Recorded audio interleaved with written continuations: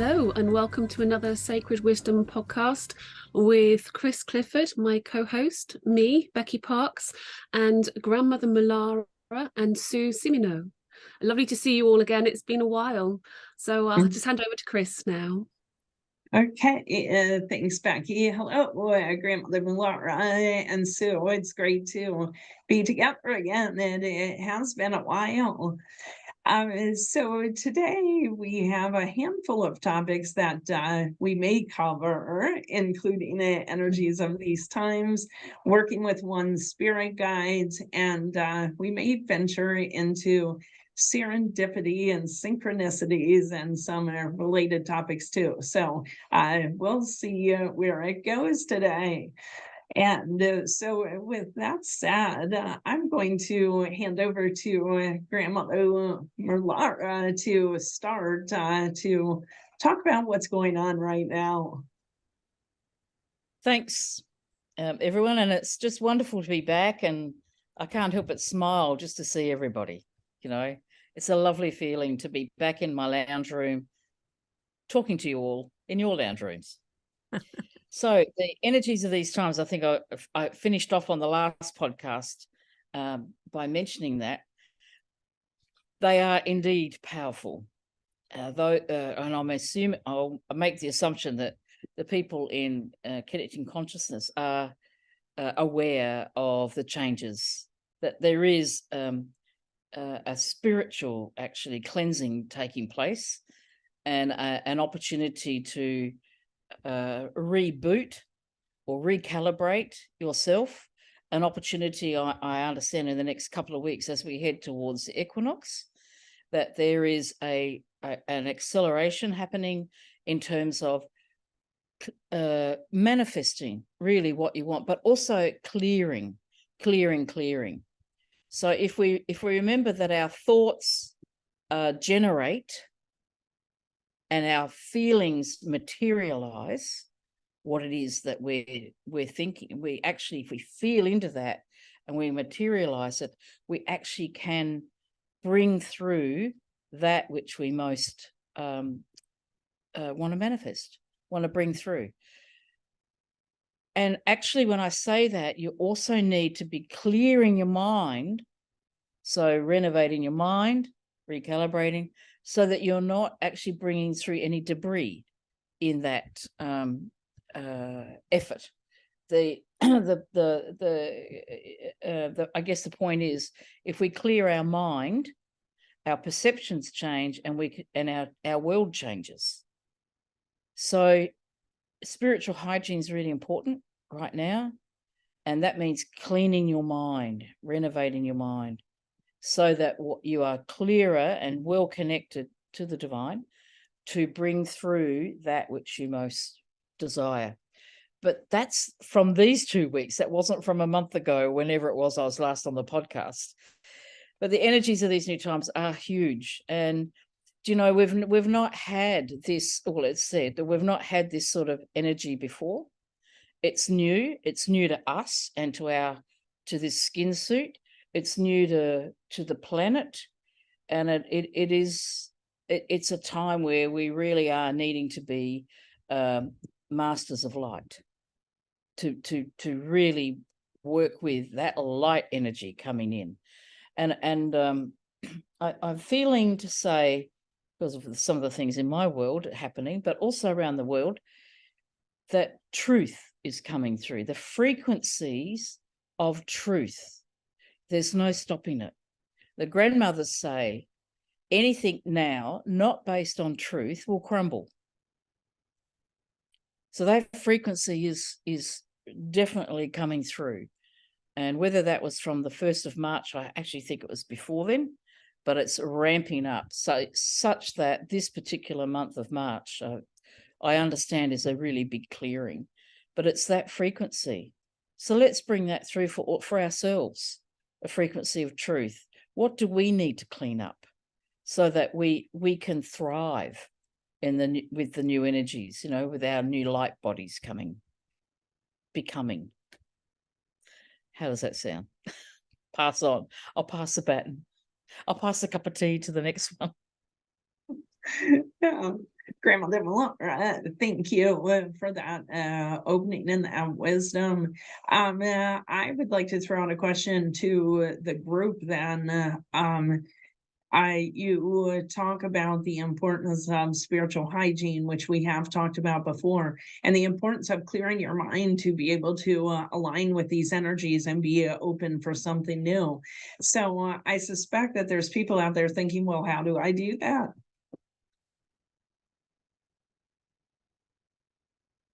Sue, would you like to weigh in?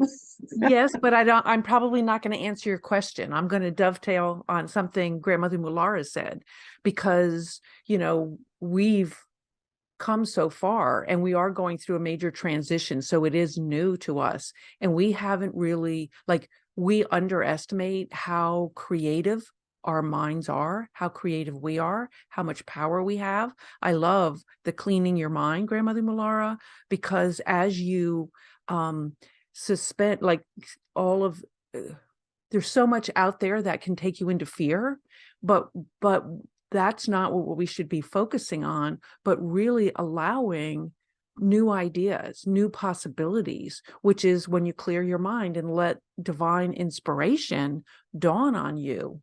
And so I would say part of how you do it, I knew I'd get there eventually, is not being sucked into the fear porn, like all of the things. Like there's so many possibilities to be afraid. Being afraid feeds what we don't want to feed.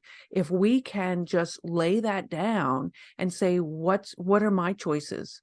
What do I want in the world? What do I want to create? It's so important. We're at the point where we are creating where we're going, because we as humanity have so much more power to make choices and be creative. So that's lovely. And it's funny because one of the topics in the month that Chris and I are creating at the moment for the spiritual topics, part of it is to do with serendipity. And I was just thinking it's serendipitous that this conversation's come up because last night Simon and I were just watching a fun film. It's called Inside Out, and it was about a little girl who had it was a cartoon, and it was all about her mind, and it had all these different things in her mind. So she had joy, she had sadness, she had anger and fear and sort of disgust, I think was the other one. And it was how all the memories formed and everything. And it was a really fun film. It was quite insightful. But I was thinking, were there more? Where's love, and where is good and evil? But they're all sort of intertwined, I guess. But you were talking at the beginning of, what do I focus on? And I was thinking, well, of all of those, we focus on joy, perhaps, joyful memories, things that bring us joy, things that we enjoy doing, and recognize where things cause us anger, where things may cause us to be fearful, or things cause us to feel disgust, or some of these negative things, and think, how can I, it's not avoid them, but how can I learn to manage my life so that I'm not being driven by more in negative emotions, but I'm bringing in the positive emotions, and that's like the dominant feature, if you see what I mean. We've talked about it in other podcasts, and I'm just going to mention it again, because a lot of if you look at the little girl's mind, a lot of stuff that's in there negative, it's not really our natural thoughts. It's a lot of programming. If you think of eons and education, and, there's been a lot of control programming. And so part of how you deal with this is question those things, that you have a reaction, and it's an emotional reaction. And we tend to give emotions a lot of power, whereas we can just question and go, okay, where does that come from? Why do I believe that? You're not good enough, you can't do it. Well, why do I believe that? Because there's really no proof for most of those things. And as we just sort of ignore them for a minute, we can let more possibility in. because we carry so much more possibility. But it's a jungle out there. You're right, in our mind to navigate what has been filled into the human mind that's not necessary for us going forward. In fact, it's actually detrimental. My thoughts. I like that. So that kind of ties back to what Grandmother Millara was talking about, the energies of truth coming in, right? So perhaps with the right intention, that those kind of questions can be magnified now with the truth, and setting the intention to align yourself with the truth. Lovely. I like that way of putting it, the alignment. And so if we can align with truth, we can also align with source, with our, the truth of who we are as a spiritual being is to align with our spiritual source. And the consciousness of Earth is connected to our consciousness. So that alignment above and below and within is, paramount in terms of dealing with the energies of these new times. But I think the synchronicity side of it, you will notice, I'm told there's no such thing as coincidences. I need to have a cough. Hang on a second. Here we go. But synchronicity is a good way of understanding it, that things will just be in alignment when you're in alignment, and you notice, and like the law of resonance or law of attraction, I like to call it resonance, as you, whatever your frequency is, that you will be in resonance with others of that frequency. And as you renovate your mind and as you clear and you raise your frequency, you may find others what might drop off and new ones will come in. I may be just slightly off the topic here, but what I'm trying to say is it's to do with what you are beaming out into the world. So if the more in alignment you are, the more you'll notice the synchronicities of life. How, I didn't know, this one's there, and that it's almost a telepathic connection with others that are in a similar vibrational frequency as you. That's one way of saying it. And the other thing I'm feeling to say is that connection above and below and within is also it's more pure in terms of and purity. The more that you have cleansed, you're not attaching any outcome to that. So having a place of prayer, having a regular daily practice of connecting. It doesn't have to be a very long, time, but even just sitting in your chair in the morning before you do anything, just to have a quiet moment of reflection and lining yourself up, will find that you will have a much more ease and grace in your day, and connecting in a pure way without attaching, if this then that, that's attaching conditions. To be unconditional, to be connecting as best you can. There's a number of different ways to do it. I feel that the synchronicities, you'll notice them. They're no longer coincidences. They're synchronicities. When you're in the alignment, you're in that field of resonance that it's lighter, it's not as dense, so you will notice more things working in synchronicity with you. I wonder if I made any sense then.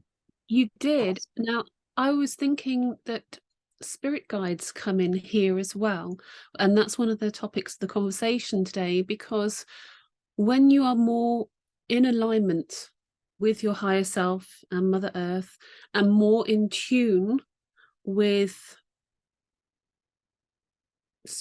spirituality, nature, everything that's going on around us in all dimensions, we can tune in more to those beings which are, you know, whispering to us to help us with our journey. Because for very many years I've been aware of beings that are not in this realm who love and support me and wish me well and want me to achieve the best that I can for my life, you know, with the, in alignment with the highest good. And as part of my journey and doing the shamanic healing and training and visualizations, I've been on journeys where I've met some of my spirit guides, very different spirit guides, and sometimes they come in for a while and then sometimes they go. We have different spirit guides for different things. Like I had an older doctor to help me with some of the spiritual healing, and I kept telling me I needed to go slower. I was trying to zoom on too fast and I needed to stop and be slower so that the healing could come through, that the energy. And I've had other spirit guides that have, with very strong past life, connected to strong past life memories. One of them is actually Native American, and I can see the land and I can see the mountains and I can see my spirit guide and us riding on horses and going through forest and him teaching me the ways of nature. And I remember those lessons, and I remember a pool that I used to bathe in, and I remember that so clearly, and I think it was a very, very happy life. But from that, the incarnation of the my teacher in that life has been one of my most powerful spirit guides in this life. And I just wondered whether anyone else has specific examples like that. I'm not going to answer it directly. For some reason, I have to start somewhere else and wind my way around. But it's somewhere between what both of you have said. Because what I tell people, if you're not aligned, your guides can't help you as much because you're facing the wrong way. And if they help you a whole bunch, you're going to end up over there in a field instead of where you had chose for yourself in this life. You're not following your path. And yet when you get aligned, as simply as even saying, I choose to be in full alignment with my divine being, with my divine self, with what with creation, just that choice, even if you have stuff in the way, like just that choice, everything can start helping you, your guides, your helpers, the universe, God, it's like everything starts helping you move the right way. And for, some people, it's very clear. Others, it's more whispers through synchronicities, through coincidences, through, and I also always say, it's like, if it comes around and it's trying to steer you in a way that's in alignment and you miss it, don't worry, it's just going to come around again. And if you miss it again, it'll come around again. Like their job, you picked them to help you. That's their job. And so they're just going to keep throwing it at you until you go, oh, I could go that way, and follow that. And it can be very subtle. That's one of the things. I was thinking of it before we got on this morning about spirit guides, because, I've had people come to me that have been listening to spirit guides that are real bossy and telling them, and it's like, man, if you got one that's bossy and telling you to do everything they say, or that, it's like, they're not your spirit guide, like dump that, like the discernment is huge. And so I was thinking about it because I don't hear mine or see mine, but how I know is I can feel the resonance.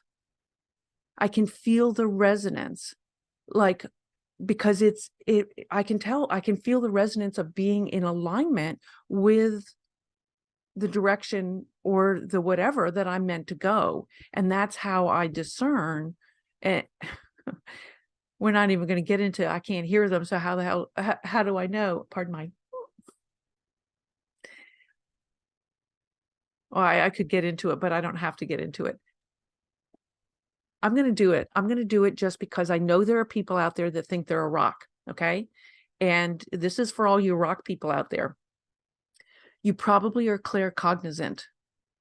And I never heard of claircognizant. We all hear about clairvoyant and clairsentient and clairaudient, and I hadn't heard of claircognizant. But a couple of things happened that if they hadn't happened, I don't know if I would have figured it out. But I would find myself responding to something, and it was like ghosts or something, responding to them as if they talked to me, but I didn't hear anything. And that happened a couple of times. I'm in a bathtub in a motel, and I look to the door and go, "You can stop watching me now." And I'm like, "Who, where did that come from?" Like, I respond as if I've heard something. And it eventually occurred to me, Sue, you might be hearing something. So stop negating that. And that opened the door so that I could start hearing what was coming in from guidance, because I stopped negating all of those thoughts I wasn't thinking, the ones that resonated, but I just thought I was making stuff up. So I've been all over the place. Hopefully that's okay. Thank you. So, well, I appreciate you going into that detail, because I love how you and Becky are describing how you connect in your alignment, but it's in very different ways. And so I wanted to share first, Becky, I absolutely love that you are able to identify very specific guides who are working with you. I think that's amazing, and I love it.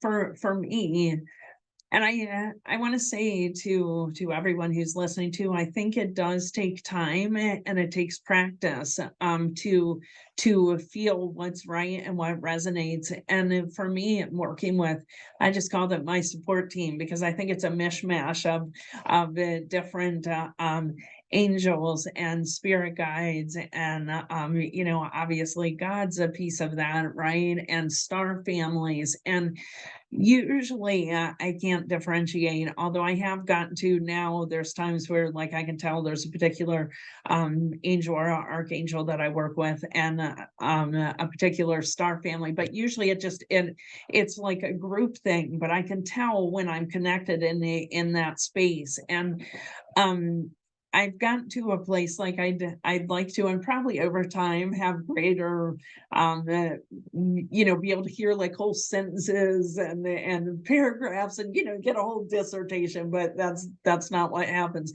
But I have gotten to a place where, like, I can go, okay, it's usually sitting under a tree, but I can do it other places too. But where I can ask a question where I need guidance, and I get like an immediate answer for that, which is just beautiful. And I can tell it's right, because, it is a feeling that, you build up and learn what that feels like. And it's usually the very first response that comes in, because then my mind comes up like, well, what about blah, blah, blah, blah. And they just like cut it off. Like, no, that's, and it is beautiful, but it's different. And I love that all of us, how this works. It's different because we're all different.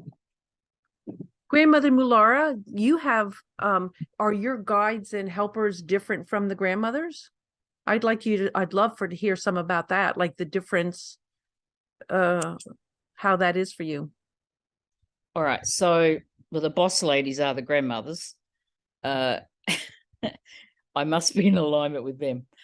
If I go out of alignment, hang on, I'll step back. So when one holds a great deal of spiritual power, for want of a better word, it comes with great responsibility. So I must always be in alignment. So, even if I don't know, I get jobs, I get missions given to me that I'm like, oh my God, there's no manual for this. What am I supposed to do? I have to just go, I'm being given this, and I've just got to work it out.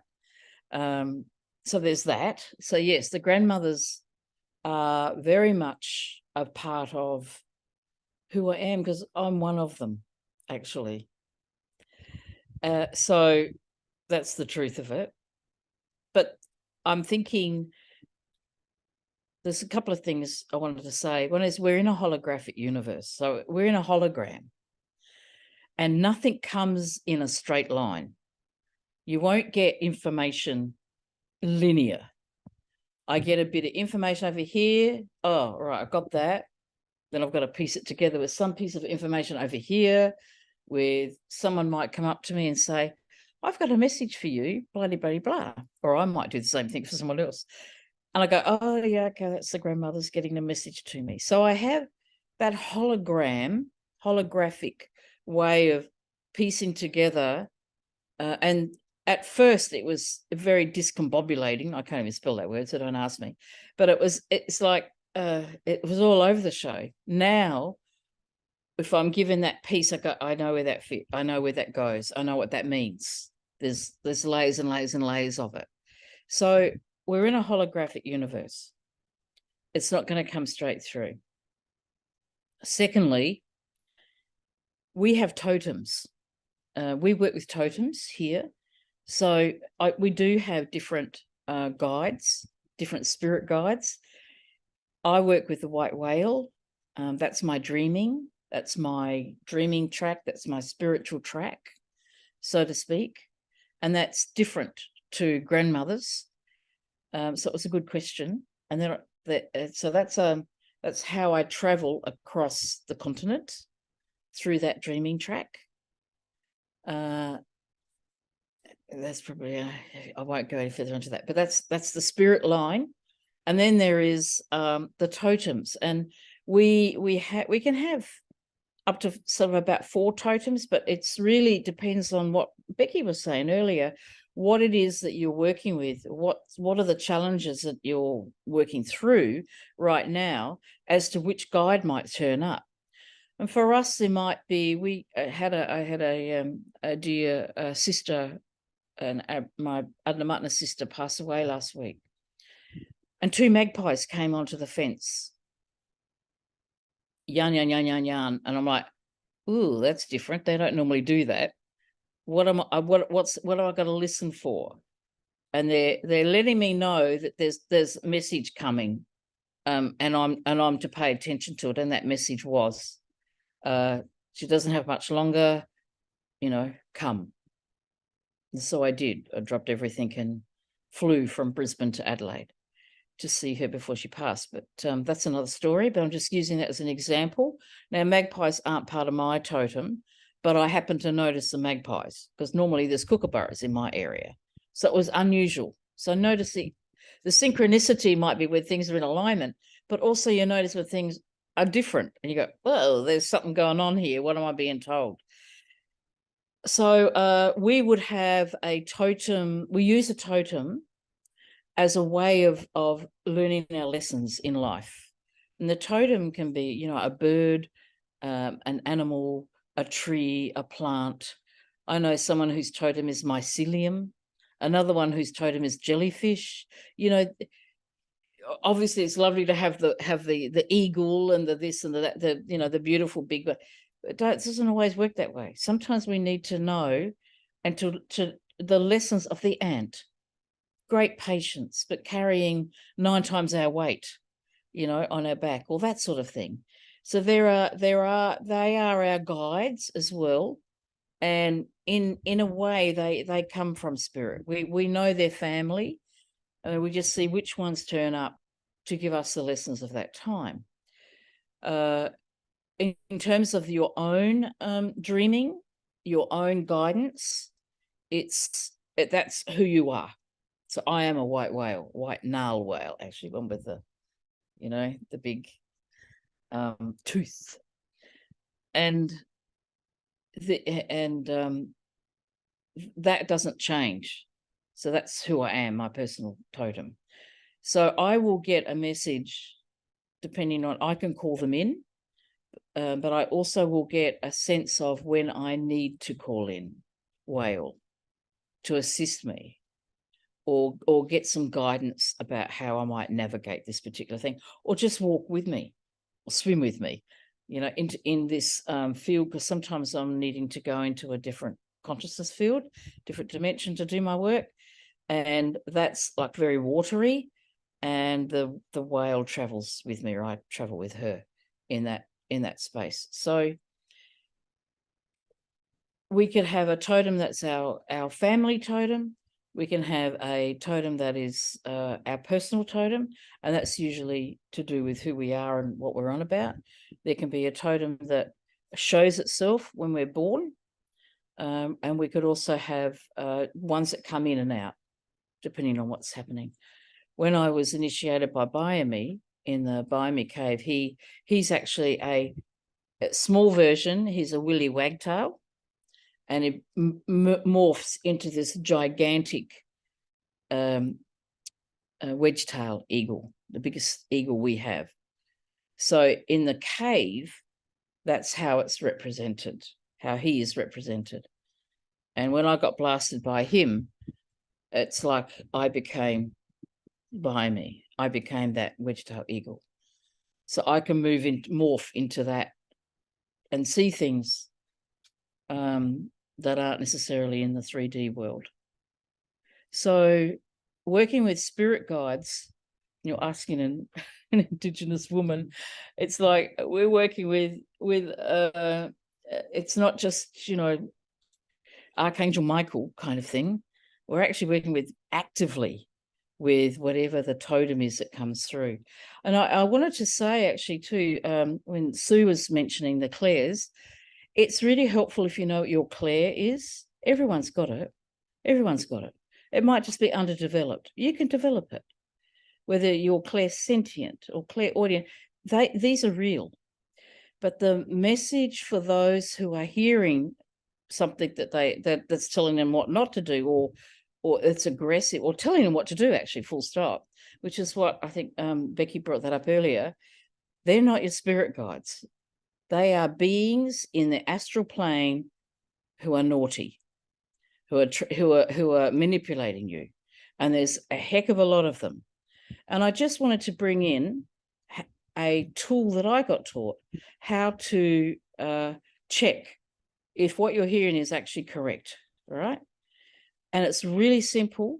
You go into your heart and you say, do you love me unconditionally? You might even ask them for their name. Who are they? That helps, because they might not give you their name. And you're not who you say you are. But then here's the check. Do you love me unconditionally?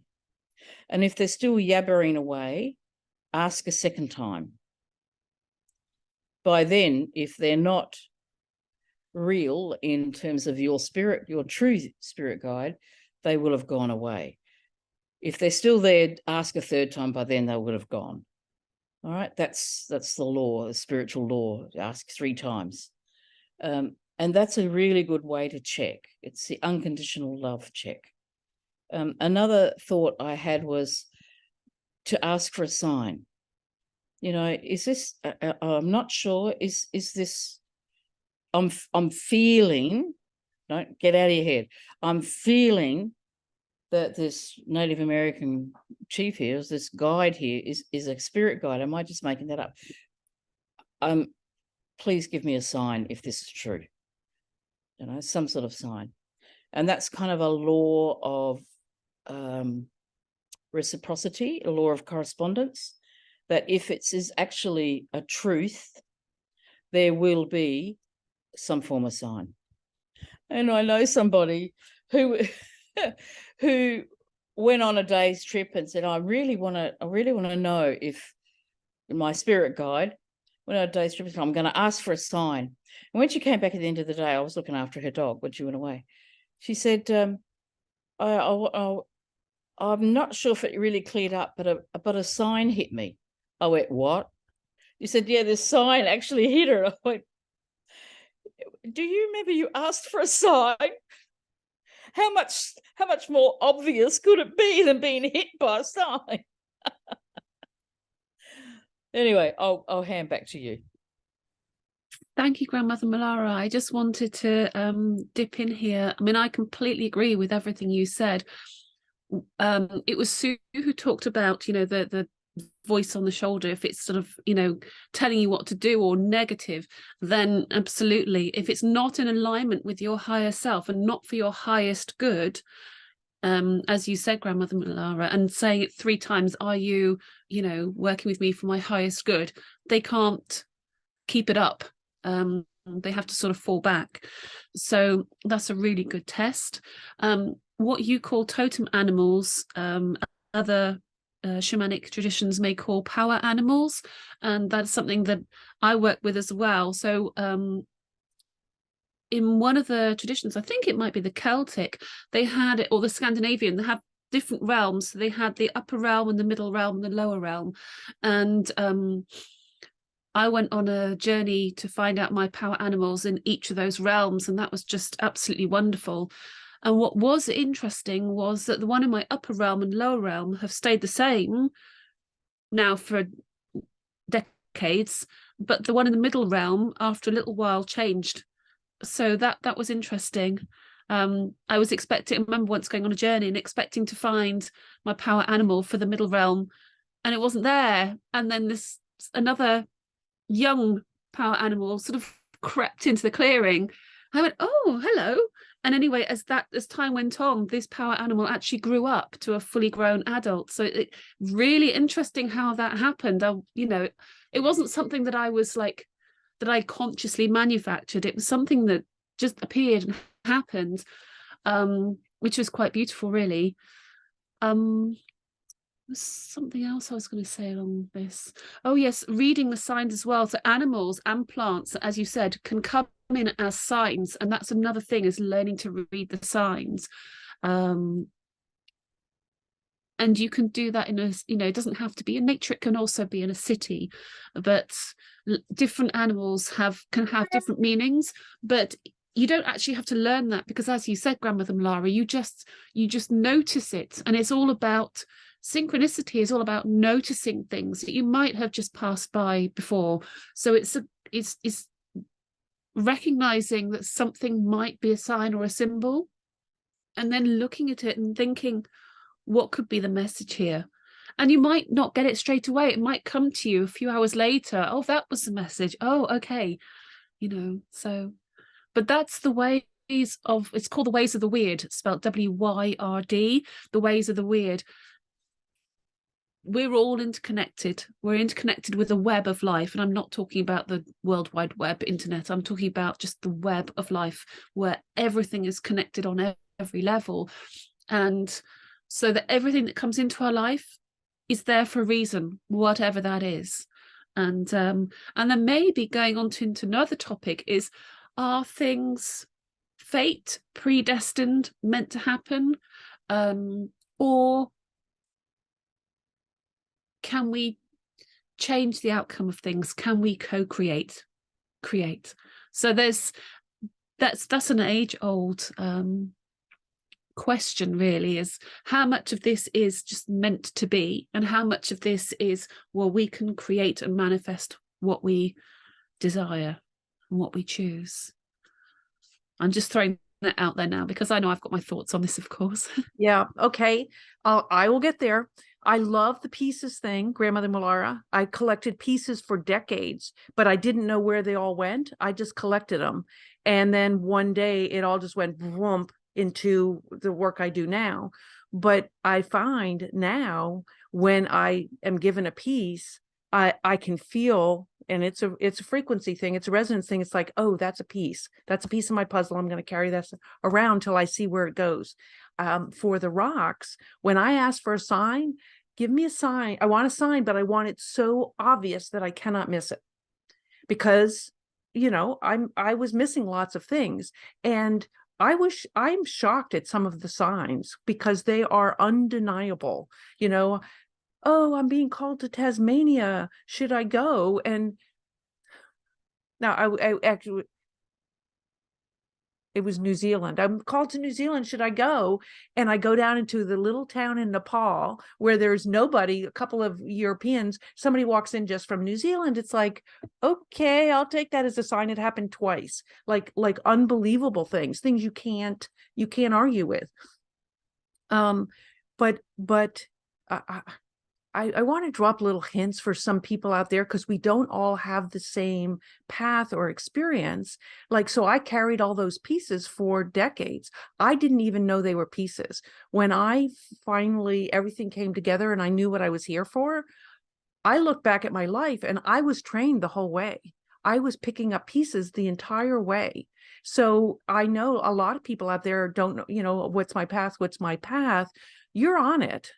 How could you not be on it? You're on it, and you don't know what it is. Well, that's okay. You don't need to know what it is. Just keep moving forward, how you're led, what feels resonant, how you're guided. I want to be in alignment, and then see how things unfold. Now, the question that you asked, Becky, which I love, it's interesting because astrology says, oh, this, this, this. Well, these are the influences, but you always have free will choice.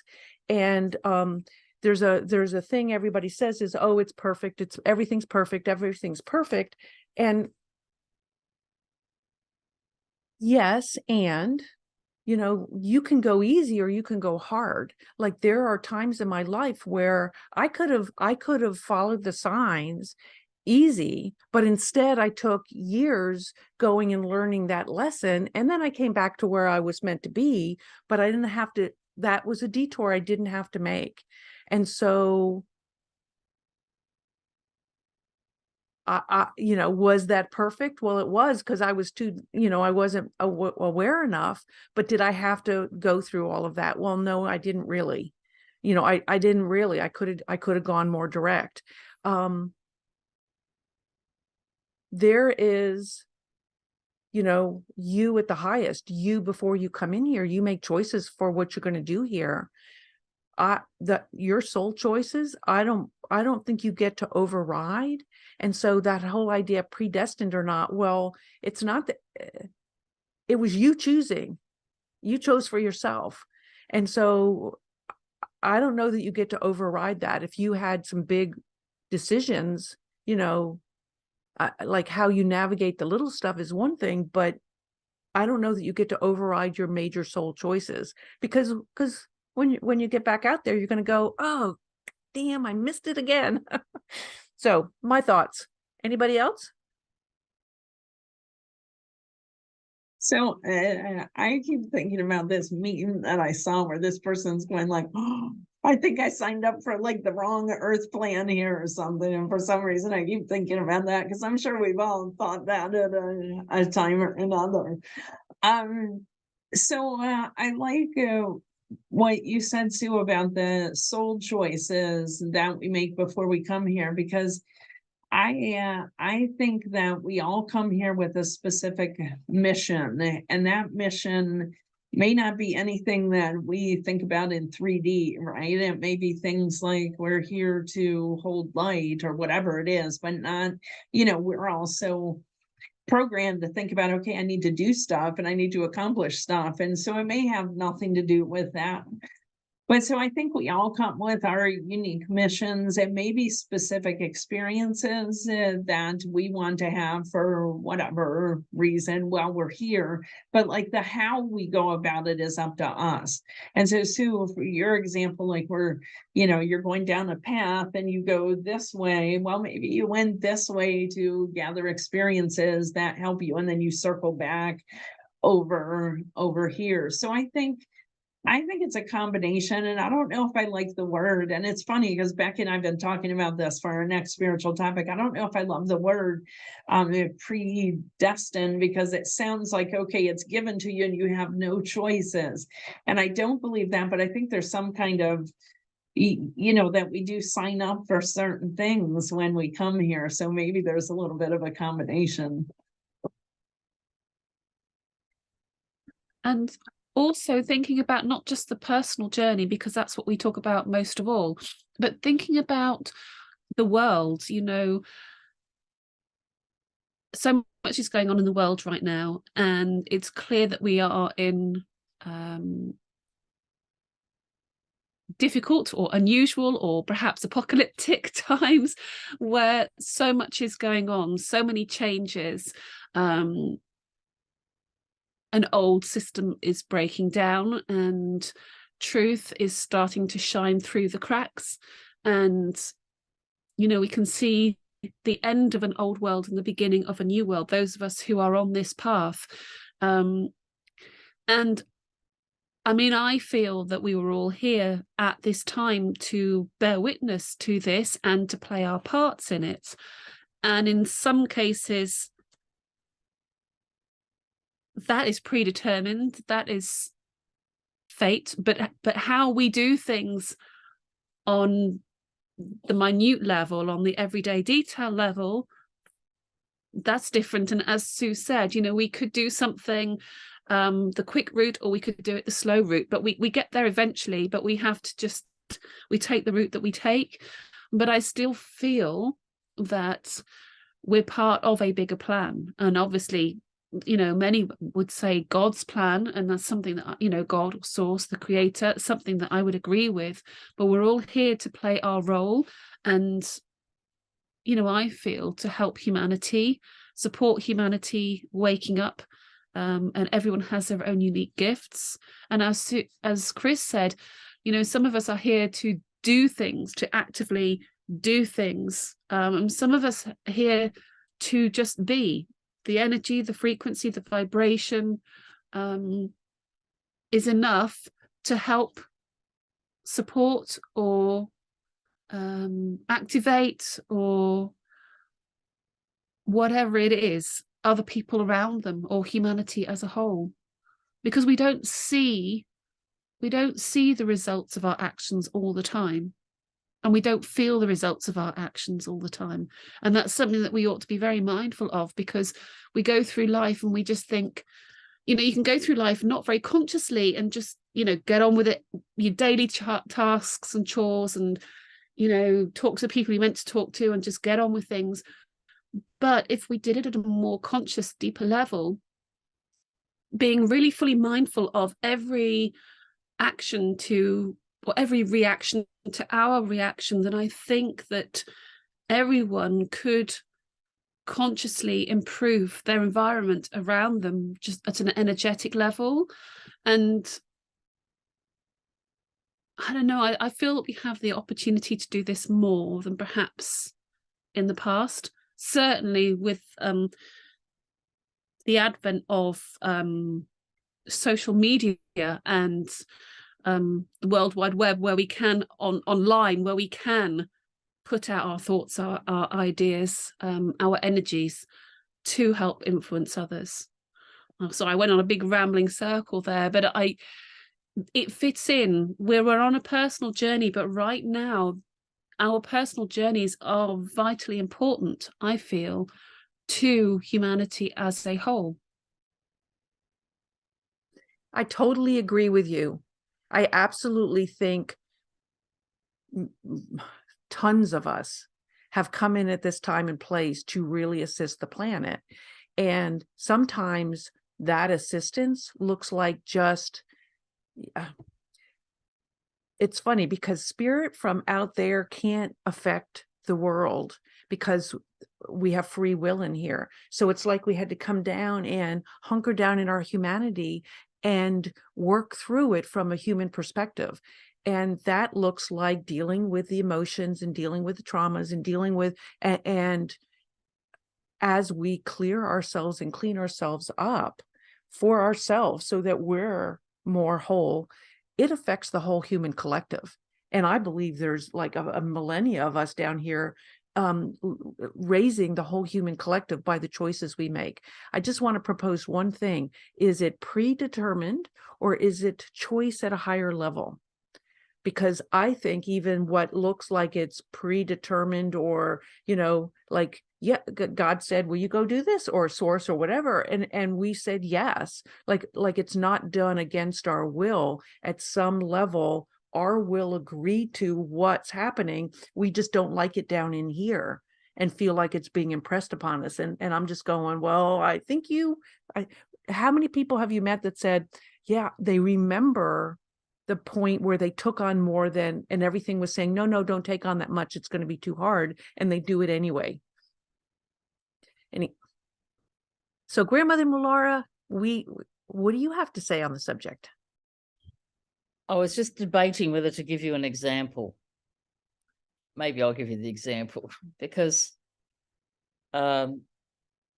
when the grandmothers first came to me, I said, no, no, no, I'm not doing that.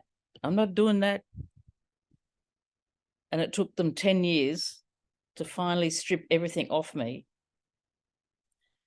And I went, okay, what do you, okay, I'm in service. That's what I decided. I was in service. And they said, we had to take everything off you because you were going in the wrong direction. So what I thought was free will was really limited. You know, I had free will up to that point. And then from that point, I actually had to get in alignment with the truth of spiritual contract, I suppose, or the mission that I was here for. And they said, you've got, well, it's another story, but this is what you're meant to be doing. But you were going in the wrong direction. So we were trying to gear you back. You know, you want free will, but, you know, we had to do that. And then finally, you said yes. And when I said yes, things were so much easier. So I just share with you that was my very short story, but it has a lot of repercussions and a lot more to it. But in a short version of where I learned that we think we have free will, and up to a certain point we may. But it was a bit like what Becky just said before too, and Sue, you know, when there's a bigger collective energy at stake, there's something bigger that we're having to do. At that point, I'm going to propose that we don't have free will. That in actual fact, if we are in alignment, it seems like it's free will, but actually, no. I think there is a bigger plan. Predestined, I'm not sure about that, but maybe if we had already signed up for it. And what I've come to learn about for myself, it's just taken a while to learn this, is that, yes, I am one of the grandmothers, and I did put my hand up to come in this incarnation to clean up what I've been cleaning up, which isn't part of this conversation here today. But so it's made sense to me, and I'd realized that that's actually was something I did choose to do before I came in this incarnation. So there you go.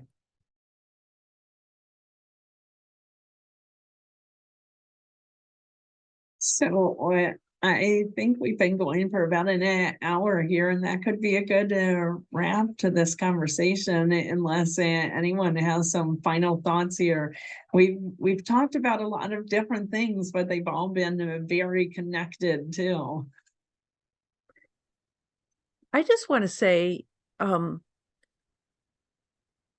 because we're all connected, because we're all one, we would quite willingly say, yes, I'll do this for the good of everything.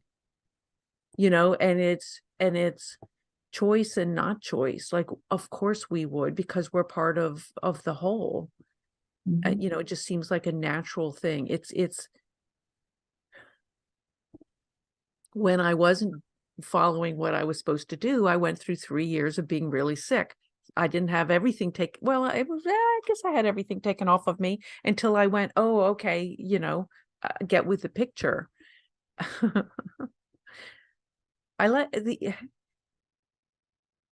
You could go with the whisper or the 2x4. Yeah, I know you guys know this. Either you listen and go, oh, okay, or you fight it and you go with the 2x4. But you decided at another level, so you don't get to change your mind down here. I don't think. Anyway, interesting discussion. I love it.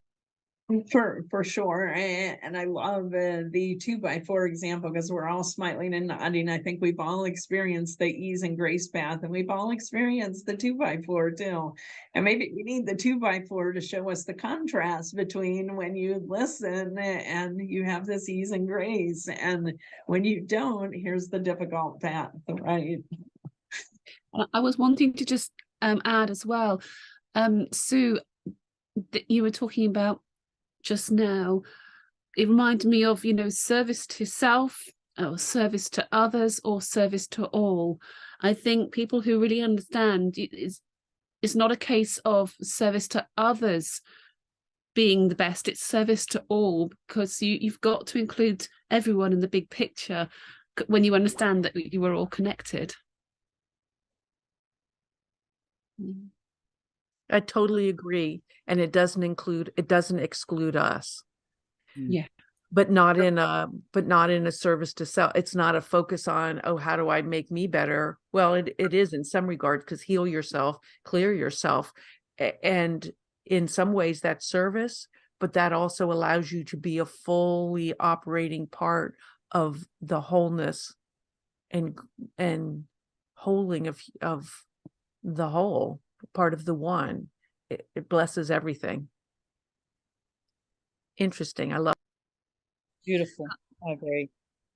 And I like how you said it blesses everything. And I just sneezed. And as Chris knows, when I sneeze, I always say, bless me. So she goes, bless you. I just always say, bless me when I sneeze.